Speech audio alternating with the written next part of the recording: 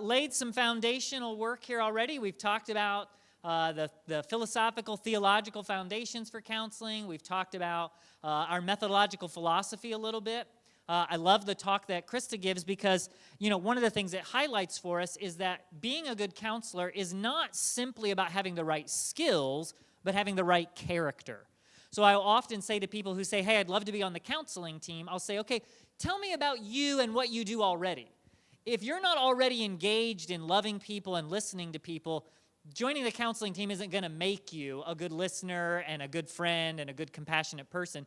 You are already that, and this is the kind of character you have, and that works out well in the counseling room. So I love that talk because it emphasizes for us that being a good counselor is first and foremost a character issue, that then you learn the skills to do that. But what we're going to shift gears to do now, the last session today, and then all our sessions coming up in a couple weeks here, more of the how-to. We've talked about the foundational stuff, the philosophical stuff. Now we want to talk about the nuts and bolts, how do we do things. And to start that off, we're going to talk about collecting, gathering, and interpreting data. So the data, that's the material you'll get from the session, what you learn about this individual and their problems and their life, and how you interpret all of that into an understanding of their problem and their need. The Bible repeatedly tells us of the importance of listening and seeking understanding. So James 1:19 tells us, be quick to hear and slow to speak. And Proverbs 18:15 says this, the mind of the prudent acquires knowledge, and the ear of the wise seeks knowledge.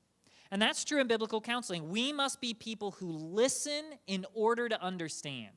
So think about this. Sometimes we listen in order to respond, which means I'm not really listening to you. I'm just looking for the key word so that I can say what I want to say.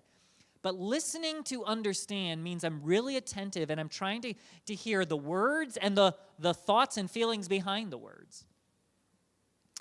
Consider, for example, Job's friends. Right? They were the best to him, the most helpful to him, when they didn't say a single thing, right?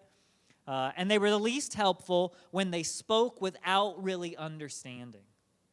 And Proverbs 12:18, we've mentioned, it says, Proverbs 12:18 says, there is one whose rash words are like sword thrusts, but the tongue of the wise brings healing. So think, speaking without understanding can really lead to harm.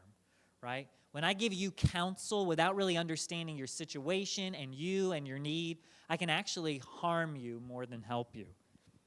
So seeking understanding of a situation, of an individual, that's one of the ways we love people well, and it's one of the ways that we can provide really good counsel. But in order to do that, we have to listen. We have to gather data.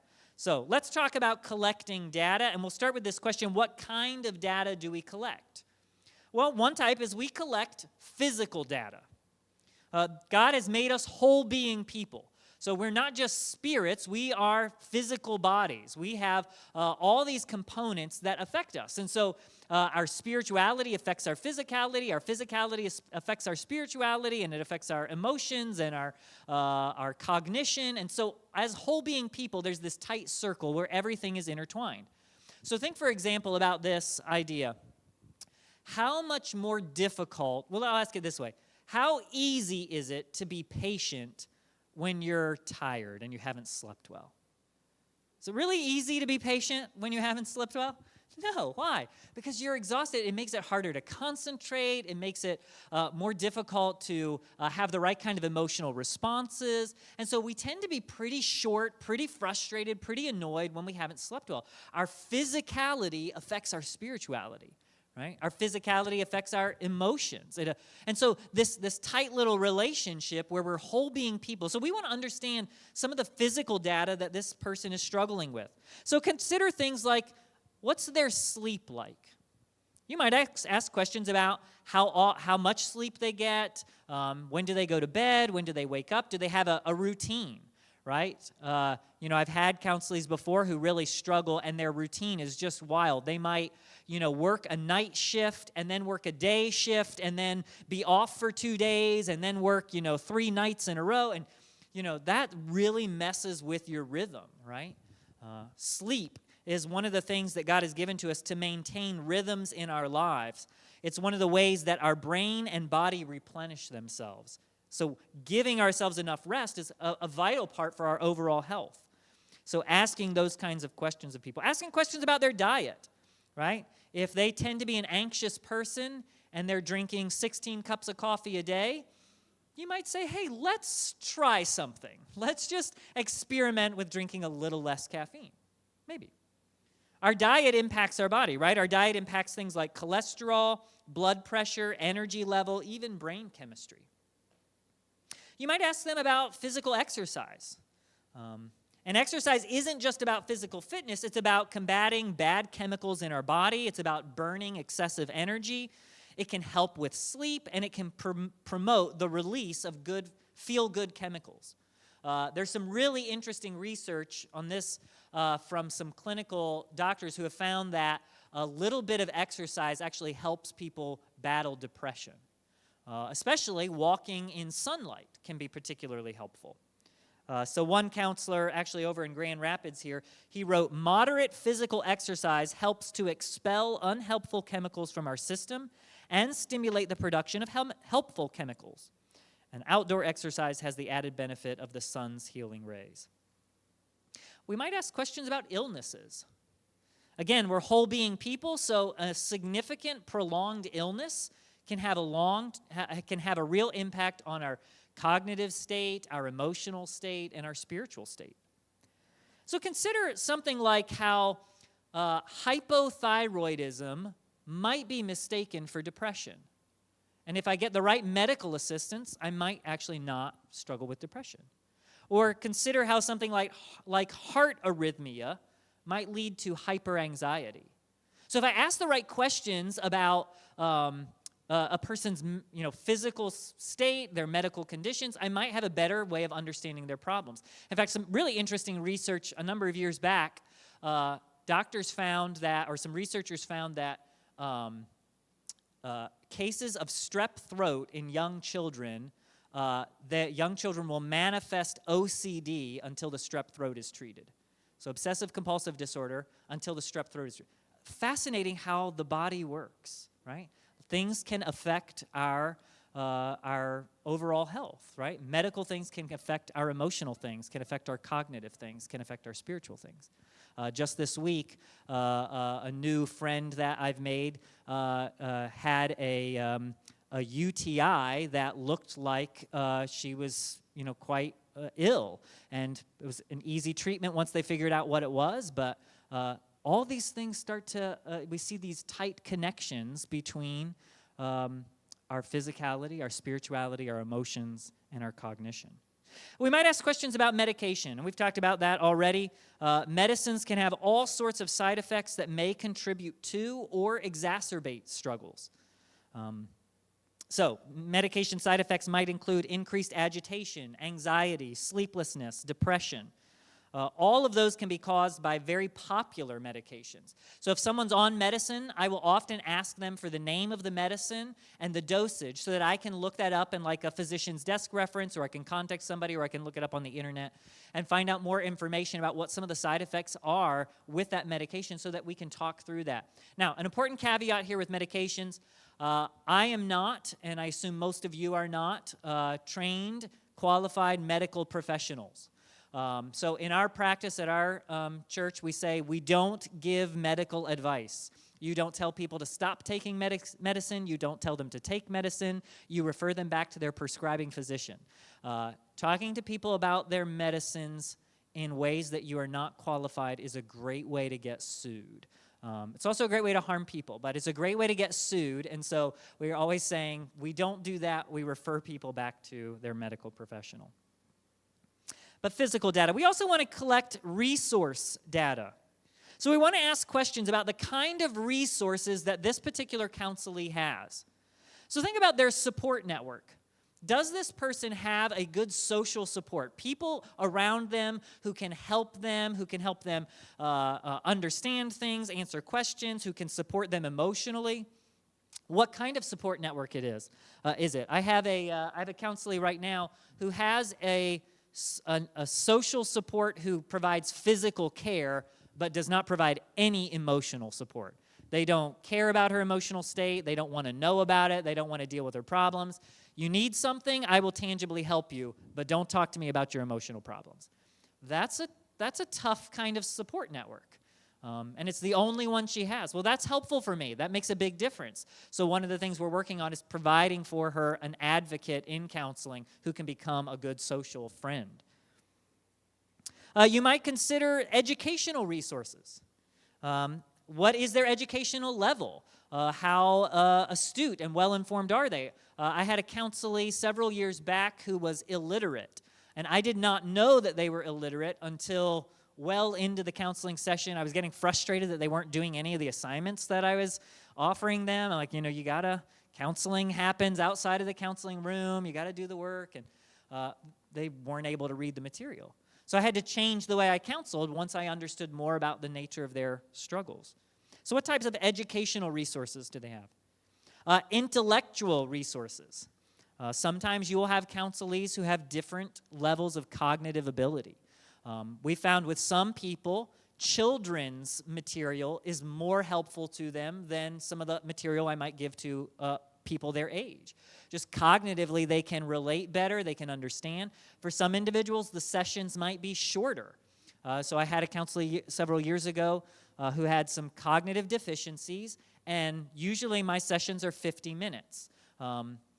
Sometimes if it's a first session, it might be an hour and a half. But 50 minutes was way too long for them to sit and focus. So we went in 15, 20-minute sessions. And that worked really well for them. They were able to stay focused and engaged with me for that long. We talked through some real simple things, and then they left. So we had to change our tactics once we considered the intellectual resources. Consider their physical resources. Do they have limited mobility? Do they have certain illnesses? I had a counselee who was struggling with OCD, with obsessive compulsive disorder, to the degree that she could not leave her apartment. That makes it difficult to counsel them, right? So we had to talk through getting some medicine that would enable them to sort of mitigate some of the impact of their intrusive thoughts so that they could come into the office and talk with me. And then spiritual resources. What are their spiritual resources? Are they a believer? Do they have the Holy Spirit? Are they part of a church? Do they have a good Christian body surrounding them and helping them spiritually? So what a person has or lacks can have a significant impact on how they deal with problems and how they grow moving forward. So I want to take into consideration what's all the data present about this individual. What are some things that they might lack that would hinder their growth? What are some resources that they have that we might tap into? Next, we want to consider emotional data. Counselor Wayne Mack says this: emotions are like a smoke detector. They are not the primary problem, but are a warning of the primary problem. So think about this. We have negative emotions because we're responding to something that's going on in our world. It's that smoke detector going off saying, hey, we've got an issue, right? You're feeling anxious because, you're feeling angry because, you're feeling sad because. Sometimes what people want in counseling is they want you to make the negative emotions go away. Make it so that I'm not anxious, not angry, not sad. Sometimes that's possible as we work through the issue. But if we just try to remove the negative emotions, it's like taking the batteries out of our smoke detector because we don't like the noise it makes, right? We've not identified the problem. All we've done is prevent you from actually identifying what you need to work on. Sometimes the negative emotions need to stay, and they're part of God's design to help us continue to grow or to change or to identify what we really need to work on. So we don't necessarily want to remove emotions, but we want to gather information about it. What do they feel? When did it start happening? How long does it last? So asking questions about their emotions.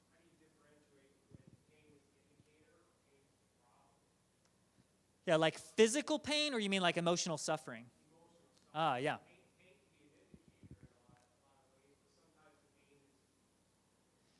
Yeah, I think it's going to be that same process of asking more and more questions. The more I ask, the more data I get that allows me then to do what I'm going to talk about later here, which is interpreting all that data, allowing me to put it together and say, okay, based on the information I have, here's what I think is happening.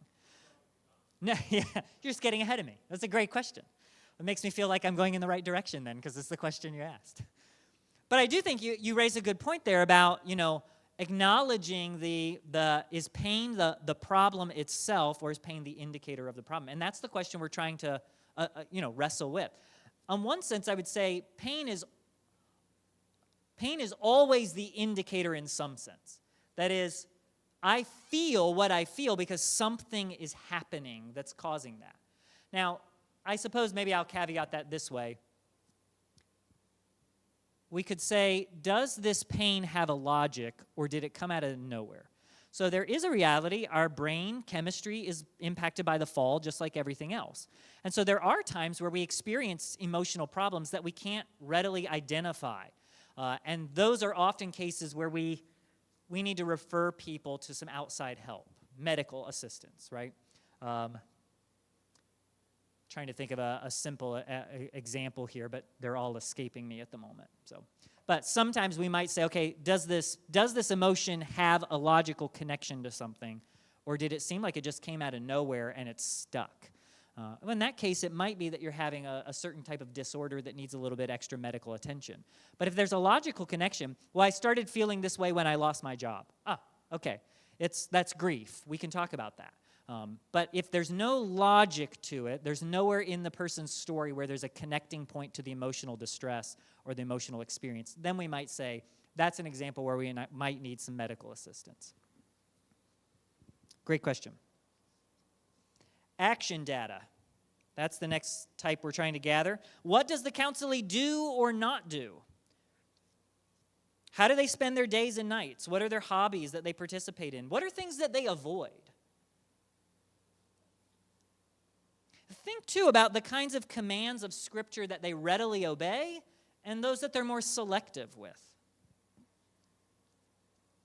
So think about Christians who might be living in open rebellion to the Lord and finding themselves experiencing depression or chaos. Oh, well, there's something for us to talk about.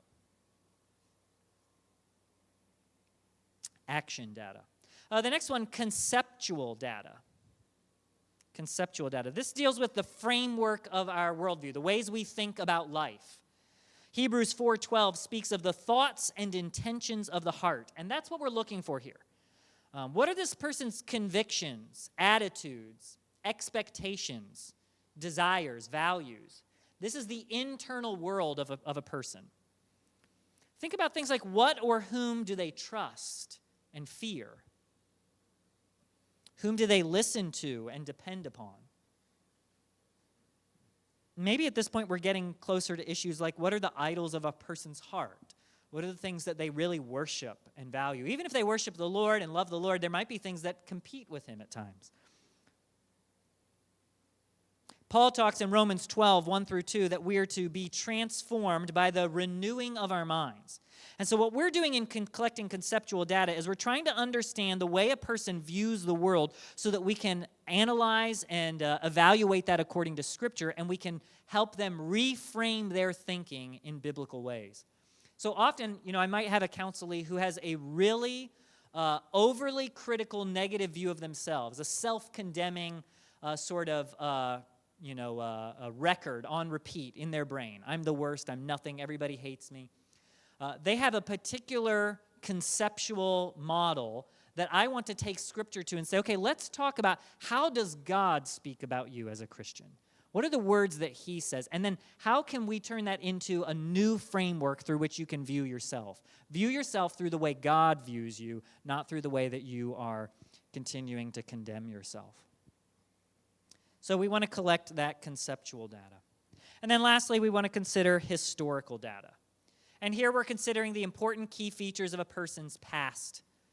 So think about this, that a person's past doesn't determine who they become, but it does dramatically influence it, right?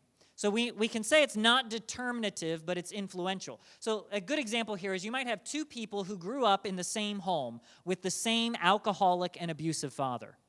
And one of them says, I will never, ever touch a drink of alcohol in my life because I've seen what it does. And the other had the same experience, same home, and finds himself going down the same trail, doing the same thing. So Is it determinative? Did their experience in childhood determine who they became? No. But they were both dramatically influenced and shaped by the home they grew up in. So what we want to do is we want to take that data into consideration. That's important information for how this person has learned to navigate the world, how they've learned to think about themselves, how they've learned to think about problems in life. It's not an excuse that says, well, I am the way I am because, but it is an influence that helps us know them and helps us know some of the complications of their story. So we want to gather historical data. Who were their parents? What was their relationship with each of their parents like? What was childhood like? How did they learn to communicate, express emotions? What did love look like in their childhood? Were there any significant landmarks throughout their history? Did they have particularly negative or particularly joyful experiences? Did they experience trauma as a young person? All these things and countless more are shaping influences that we as counselors need to know if we're going to care well for this person and help them take steps moving forward. All right, let's talk about how we gather data. So that's some of the data we're trying to gather. How do we gather it? Well, there are basically three means within counseling for getting this kind of data. The first is what we call paperwork, right? It's just straightforward. There's things you fill out and questions you answer in order to get into counseling so we know kind of what the problem is and are we equipped to handle it.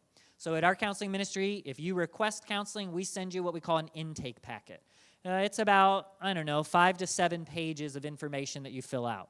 Some of it's very basic. What's your name, address, what's your general health, who's your doctor, when was your last, checkup, were there any results that we should be aware of? It asks questions about your marriage, your children. It asks questions about were you raised by someone other than your parents? It asks questions then about your problem. What's the problem? What have you done about it? What is it that you're hoping we will be able to do about it? Is there anything that you fear in coming to counseling? So we're collecting all this information that for me, I look at it and I say, okay, do I have any counselors on my team who can help with this kind of situation? And then we try to vet that and put it in the right places. But that's a lot of information that then allows me in the first session already to know kind of where we're going and to have some ideas about what we might do with this individual. So we collect it through paperwork. We also collect data through asking good questions. And fundamentally, questions are the primary tool of every form of counseling. Whether it's secular or religious, whether it's cognitive behavioral or biblical counseling, good questions are the primary tool of all counselors. But good questions are governed by several key elements. What does it mean to ask good questions? Well, first, questions that are sensitive and thoughtful.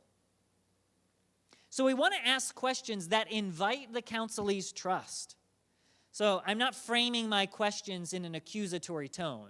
Well, why did you do that? What were you hoping to get out of that? What were you thinking? I'm asking questions that might get the same question across, but asked in a different way that invite them to know, I want to understand you. Yeah, help me think about what maybe were you thinking when you did that? What was it you were hoping was going to happen? What was the outcome? So not being accusatory in that way. Also, Colossians 4:6 talks to us about letting our speech always be seasoned with grace. So I'm trying to find ways to invite the counselee into this conversation. Let them know that I care. So I want to ask questions that are sensitive, but I also want to ask questions that are thoughtful, that really try to get at where do I need to go to get the most information out of this individual? What question will lead this conversation further as opposed to end it or stop it short? I want to ask questions that are relevant. So I want to stay on topic. If my counselee brings up something that I think is important, I'm going to write that in the margin of my notes, and I'm going to come back to that later. But what tends to happen in conversations, if I'm not careful, is I can jump around from thing to thing to thing. Oh, you said this, let me ask about that. Oh, you brought up this, well, let me now ask about that. And the conversation feels like it's not going anywhere. It's just a smattering of things. I, at the end, don't know what to do with all of this information, and they feel like we've just sort of talked about everything and nothing. So I try to stay on topic. If they say something, I write it in the margin. I want to come back to that. But let's talk about what you're bringing up right now and stay on topic. Focus on the issue that the counselee is wanting to address at the moment. I want to ask questions that seek facts. So think about this. Why questions don't tend to elicit the best answers. Often, well, you can think about this. It's very easy to see this in children, right? If I ask my son, why did you do that? What is he 90% of the time going to say? I don't know, right? And that's the way it is with many of us. And even as we become adults, sometimes we have that same response. Like, well, why did you say that hurtful thing to your wife? I don't know. Why did I say that? I regretted it instantly. I can't believe I said it, right? The why questions don't often give us the most information. We want to ask more how and what type questions. Things like, what is the problem? Or what's happening? I like to ask the question, what do you mean by that? So if someone says to me, like, I just feel like I'm depressed. People use depressed to mean a lot of things. Most of them don't consult the DSM to get their definition. So I ask, well, what do you mean? What's your experience of depression like? I might ask people, what have you done about this? What's been helpful? What's been unhelpful? Ask open-ended questions. So try to avoid questions that give you a straight yes or no. That's with some caveat. There are good moments where you definitely want to get people to just answer simply yes or no. But generally, I want to ask open-ended questions. Get people to talk. Get people to tell their story. So think about the kinds of questions that you ask and try to invite the counselee to share more. Draw them out. Finally, we gather information by observing what we call halo data. This is the nonverbal and paralinguistic information that gives us a lot of information about what's going on. So consider all the kinds of visual and paralinguistic cues that lead us to interpret a person's responses. So here's a good example. A husband asks his wife if he can play golf instead of going to her family's picnic. And she says, yeah, fine, do whatever you want, right? If he hears her and says, wow, she was okay with me going golfing instead of going to her family's picnic. What a great wife. I was afraid to ask her, but she said it was fine. She even told me I could do whatever I wanted, right? If he gets that interpretation, he's not a very intelligent husband, right? Because what is she saying when she says, fine, do whatever you want? How does she feel? Mad. She's annoyed. She's frustrated. Why would you even ask this, right? She's communicating a lot of information, even if the words don't match what she's really feeling. That's the type of thing we're counting on here. And the same can be true in counseling sessions. So consider these types of nonverbal cues. Facial expressions. Right? Does this person look confused? Do they look like they disagree?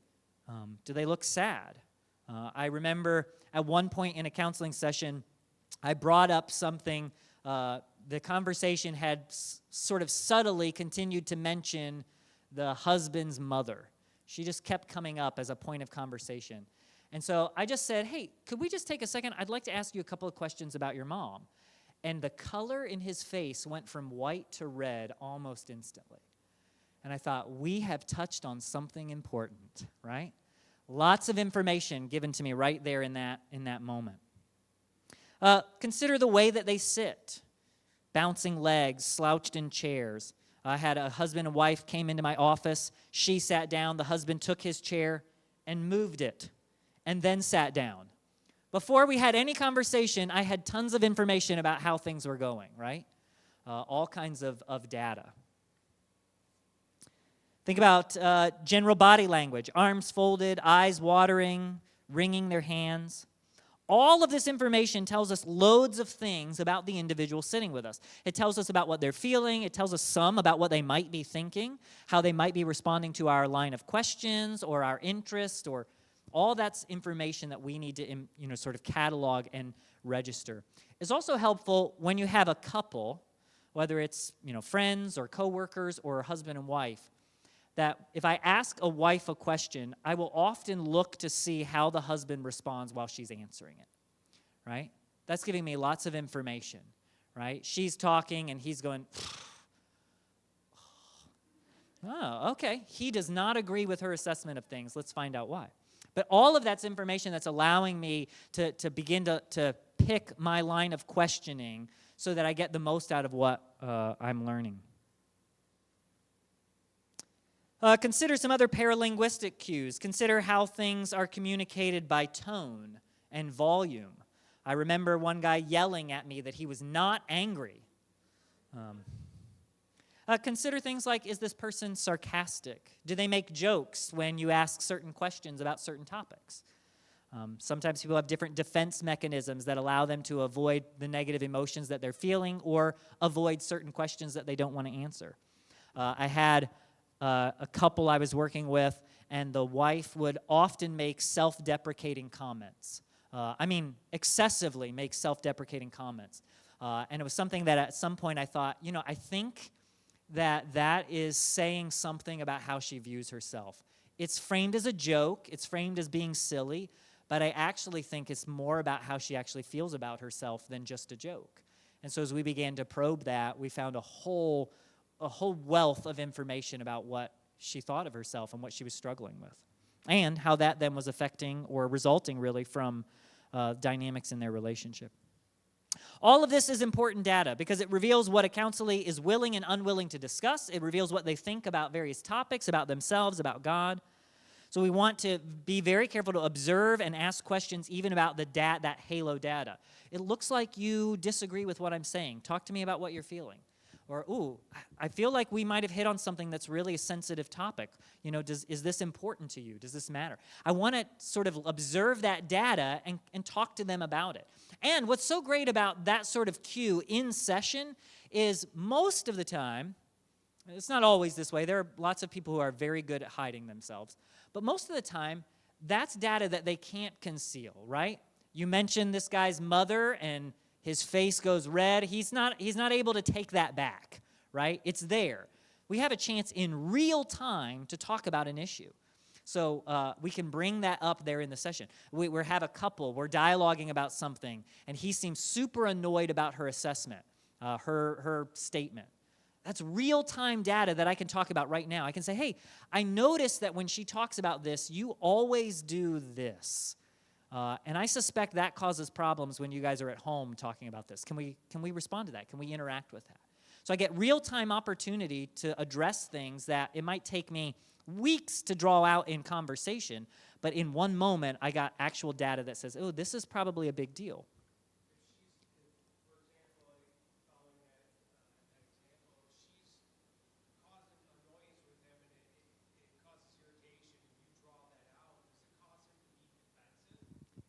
Almost always, yes. So, that's one of the parts where as a counselor, you want to do your best to try and disarm that defensiveness and say, look, it's my job just to try and help you. So if I understand why it's frustrating with you, we might be able to work on resolving it. So, the idea is to try and disarm that defensiveness as best we can.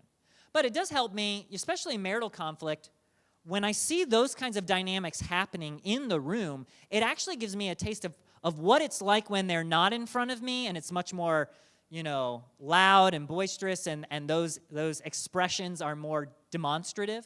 Usually people are a little more careful. So it actually gives me an opportunity to say, okay, this is probably what a conflict is really like for you at home. So let's just have it right here in my office, and I can actually help you learn what you're doing wrong, and we can work on that. This happened recently with a husband jumped to a conclusion based on what his wife was saying, and he got irritated and angry and shot back at her. And then she offered what's called a repair attempt. She realized he was frustrated by what she said, and she tried to calm that down and say, let me rephrase that then.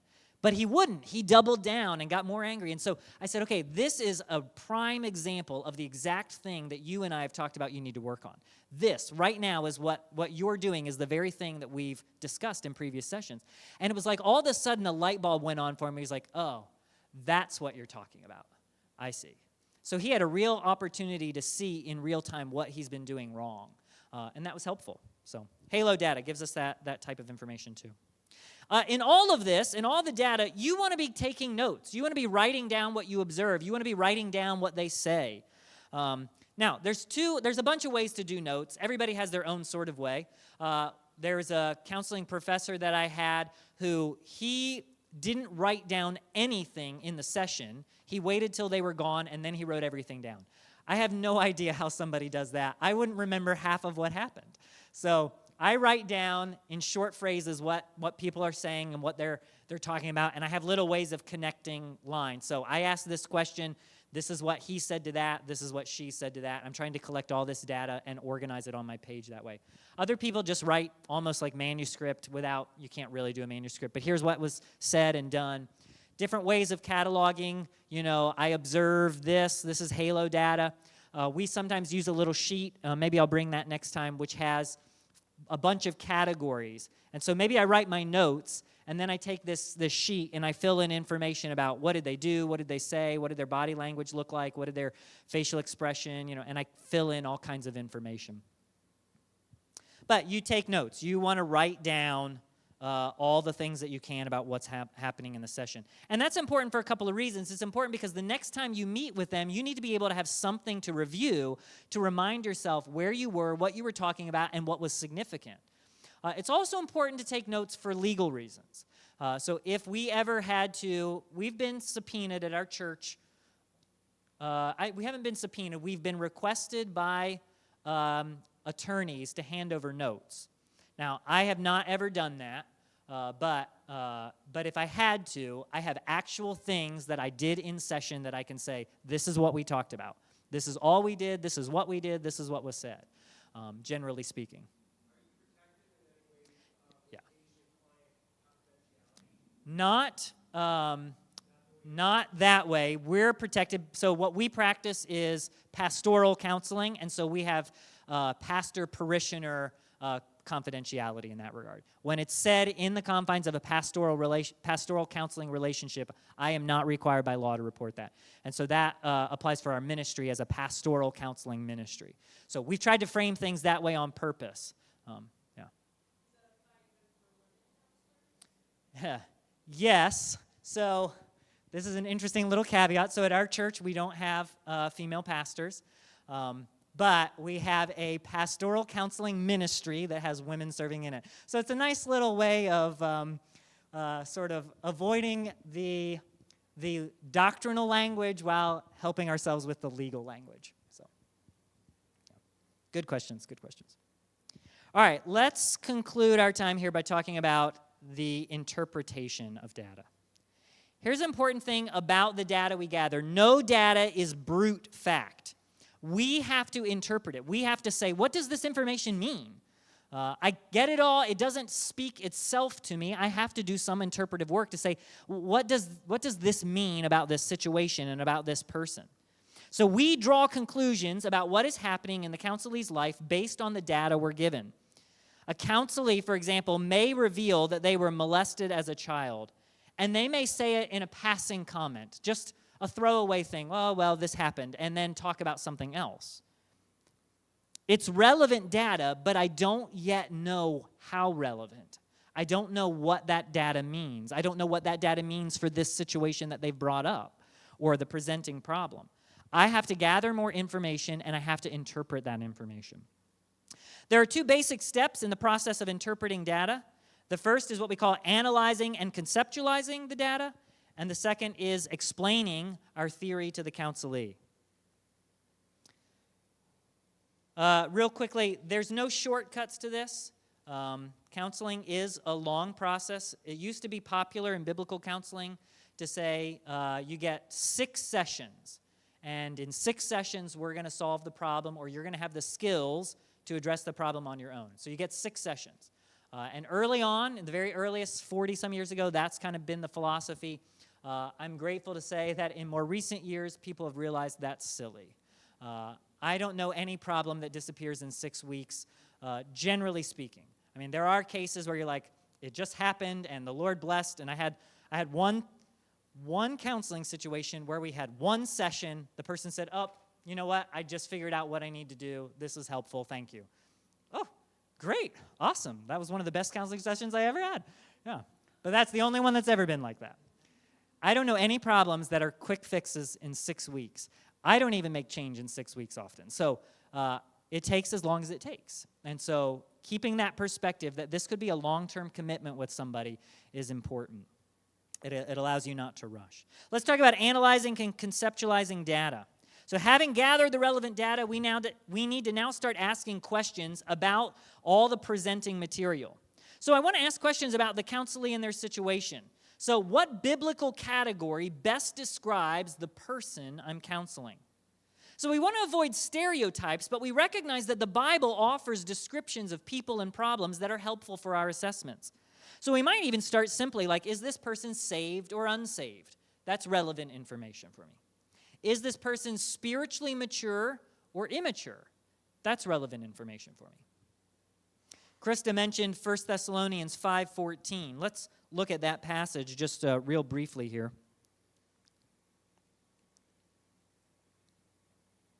1 Thessalonians 5:14.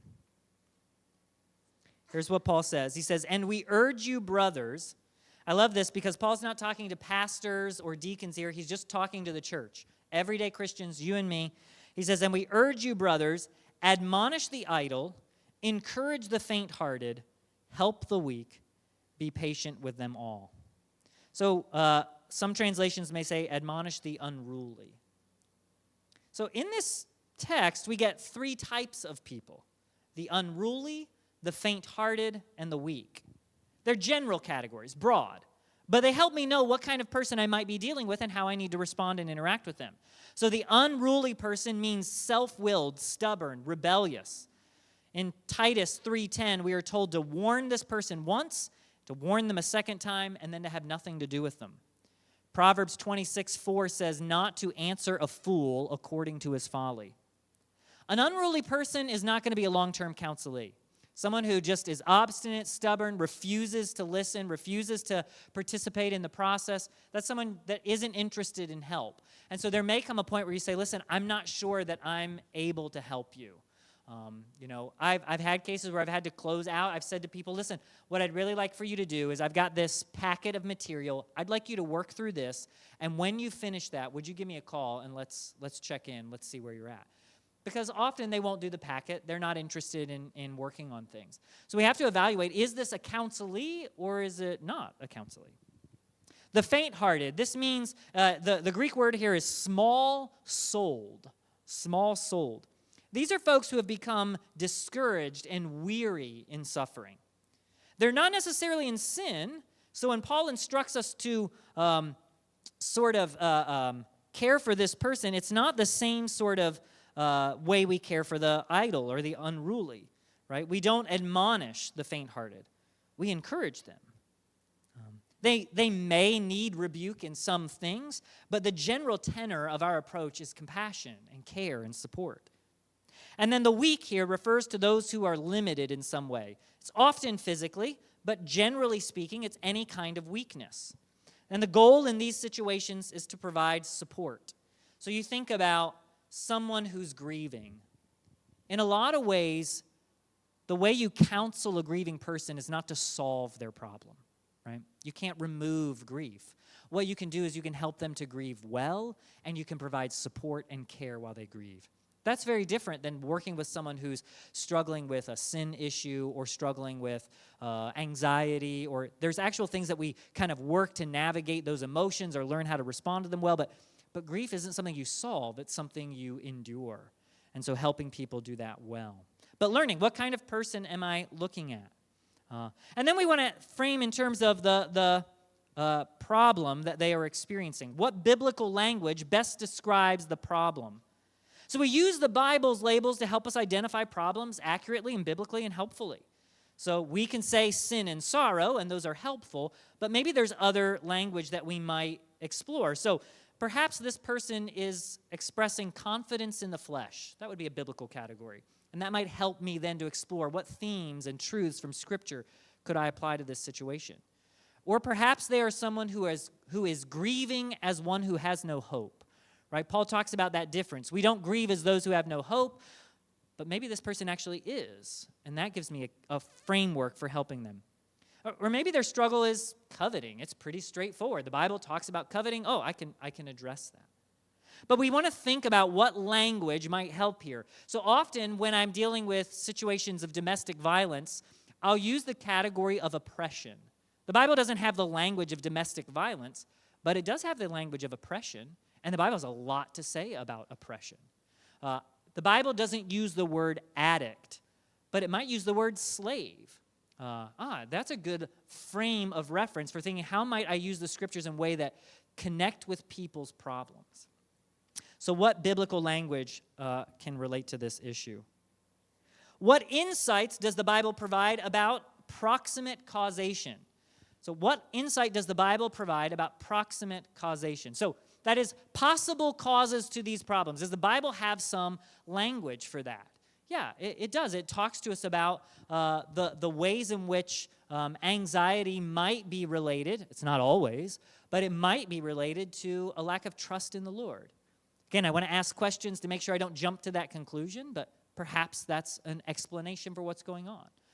So trying to assess, if I've got themes and categories that the Bible identifies, helps me identify the problem, how does the Bible then connect some possible causes to that? I might ask, what does the data suggest about the relationship between various problems? Often people don't come in with just one issue, right? They've got a life. So I'll often say problems are like a ball of string that you threw in the bottom of a box and then pulled out one day, right? So you pull on one string and you realize it's attached to 3 others. And it's a big knot here, and you're thinking, okay, well, which one is the main problem? And sometimes you're not sure. And so you try to figure out, how are these problems related? So somebody comes in because they're brokenhearted over the end of their relationship. But the end of their relationship was also attached to some character issues that they had. And their spouse, their girlfriend, didn't want anything to do with them because of this character issue. And that character issue is also related to some trauma that they experienced as a child. So you start feeling like, where do I begin? Where do I start working on these things? In our program, we have a little hierarchy that we use that allows us to know what's the most priority issue. And so our priority scale says the number 1 issue is safety. I always say you can't help dead people. So safety is the most important thing. So if I've got a domestic violence situation, safety is the top priority for me. I want to make sure that I work to get intervention and help where it's needed and appropriate. If a person is an addict, safety is the number 1 thing. I got to get them to a place where they're stable, safe, secure, right, as best I can. The second category is addiction. We can't work on all the other stuff if you're drunk every time that you come to see me, or hungover, or high. So we've got to work on addiction. So we start with safety, then we address addiction, then we address trauma.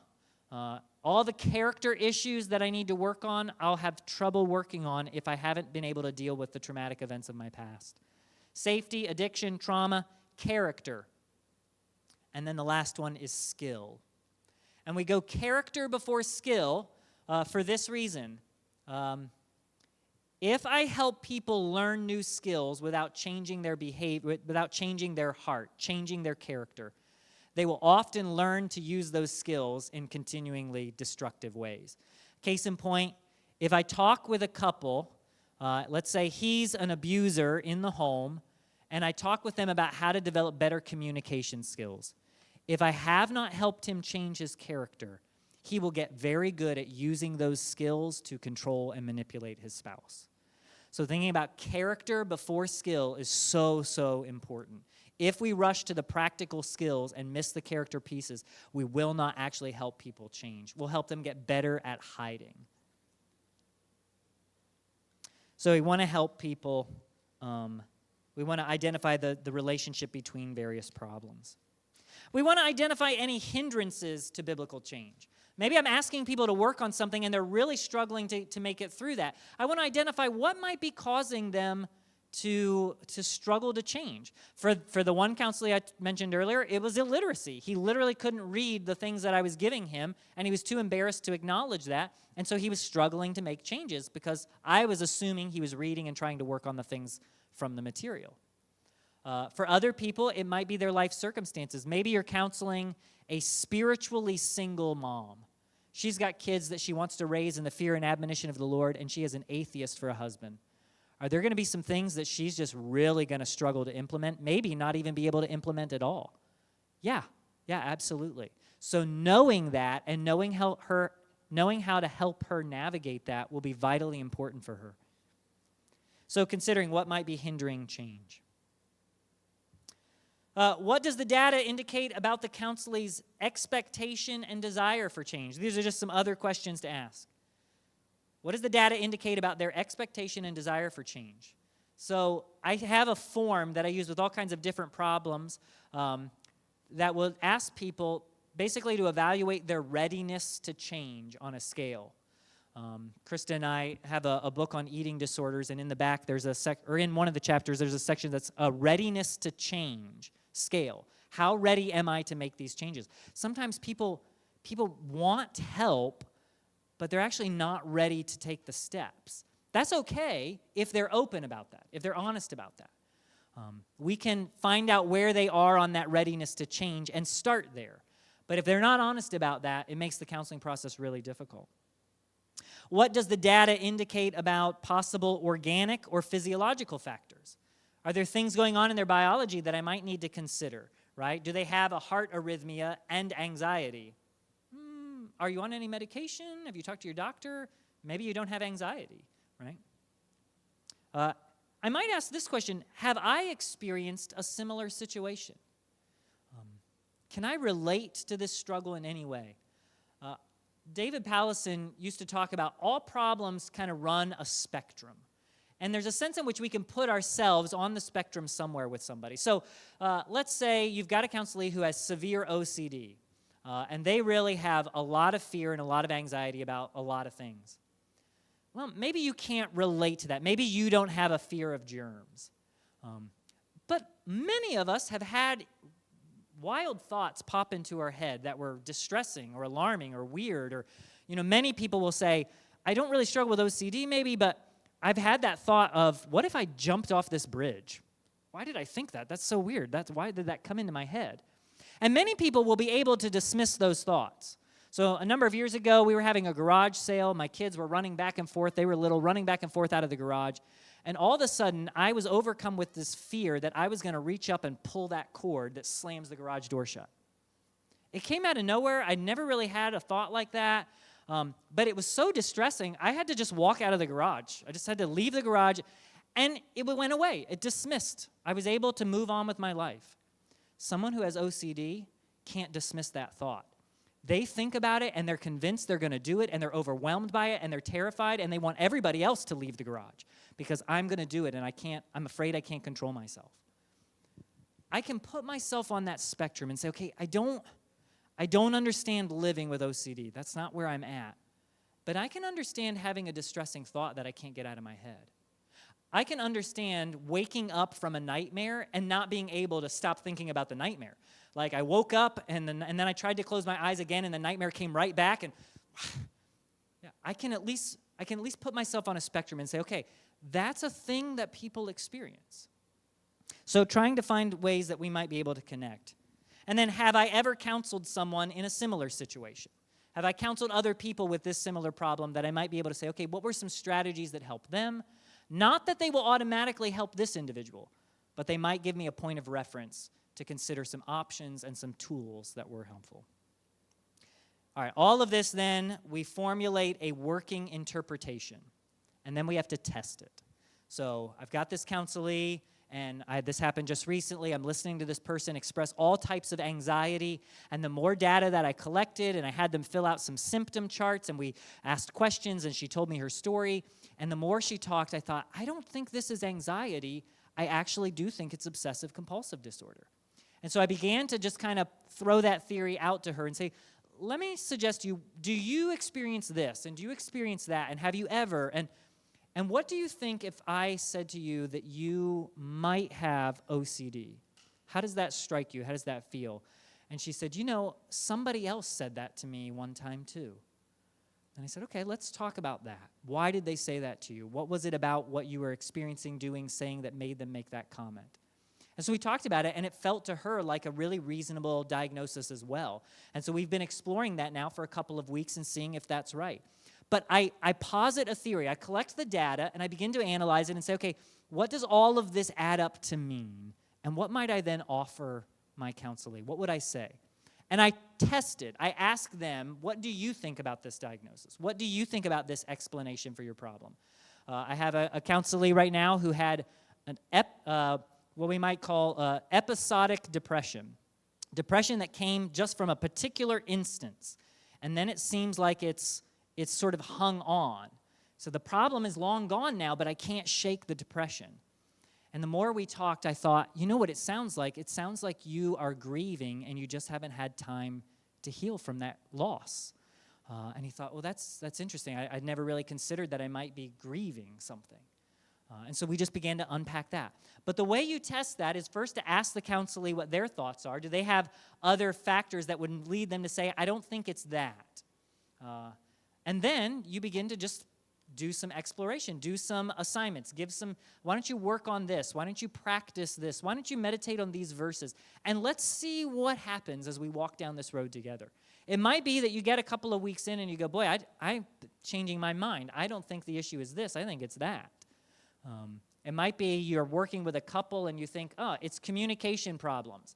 And then you get into it and you find, actually one of you is really good at communication and the other is totally disinterested in it. It's not that you don't have communication problems, it's that one of you is a jerk. Oh, that changes the way I need to approach this. Yeah. So you test, you posit the theory to the counselee and then you test it. And really, a lot of counseling is just continuing that process. If you're on the wrong trail, you posit some more theories. You gather more data, you posit another theory, you test it. And you explore it with the counselee. And so the counseling then becomes a project you work on together. That the counselee has buy-in in trying to understand themselves and work on the change. And so you are together thinking this through. It's not that I'm the expert and I know what you need and I know what you have. It's together we're talking and dialoguing and we're working our way through this issue and testing potential theories and potential solutions. So gathering data, interpreting data, positing the theory for the counselee.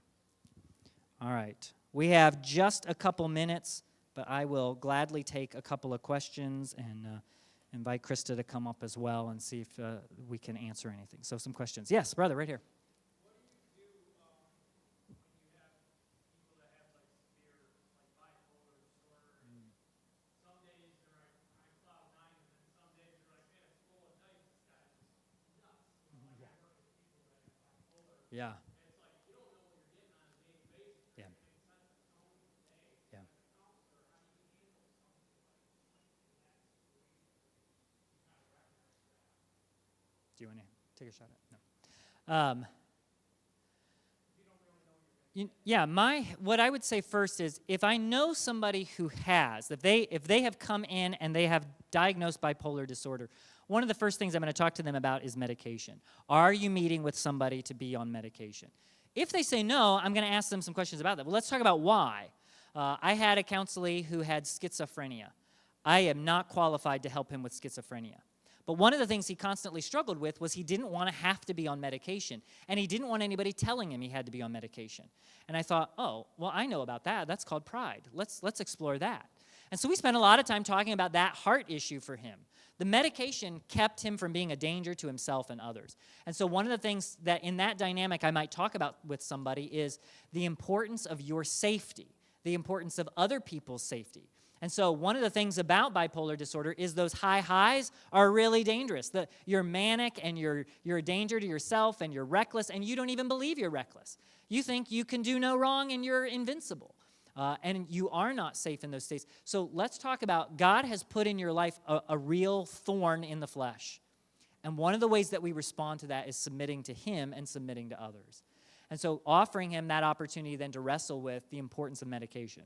Now that opens up a whole other thing, which is I've counseled some people who are like homeless, who have all sorts of mental deficiencies and have no access to resources to get medication. So in those kinds of places, really the best thing you can do is provide little moments of care that just try to point them to Jesus as much as I can. It's not usually a counseling session at that point. It's usually just more trying to be a kind friend that gives an opportunity to point them to Jesus. Yeah. How deep is your pool of resources that you tap into as counselors to provide service that maybe counseling can't provide? And how often do you run into that? How often do you refer to law enforcement, medical type professionals, things of that nature? Yeah, this is probably a bit of a weakness in our ministry. And some of that is just, I came here as an outsider, so I didn't, I moved here from Ohio, so I didn't know any of the resources in our region right away. And in trying to get the ministry up and do my job, I did not take advantage of trying to tap into some of those. We've gotten a little better in knowing where some secular counseling resources that provide psychiatric care versus just psychological care or spiritual care. We've gotten better at connecting with those. We have a child psychiatrist who works in our church, and so she's been a great resource in that regard. But we've also, we've had to at times tell people, why don't you go and check with social services and see what they can connect you with? So it would be better if I had those resources and I could walk with them through that. But yeah, that's certainly a weakness in our current setup. It is important to know some of who your law enforcement people are. We've had to call paramedics. We've had to call police. We had to, with a mother, call Child Protective Services and file a complaint. And so it's important to know some of who those people are and know the proper protocols before you find yourself in those situations. Yeah. Good. Any other questions? All right, guys, let me pray for us. Thank you so much for giving up part of your Thursday, and we'll look to connect here again in a couple weeks. Lord, thank you for this evening and all the opportunities that you've given us just to grow and to think and to wrestle. Thank you for these faithful brothers and sisters who love you, love your word, and love your people, and who are here to learn and grow. I pray bless them because of their desire and because of their effort tonight. Watch us as we go, protect us, and we thank you for everything you do, Jesus. And in his name we pray. Amen.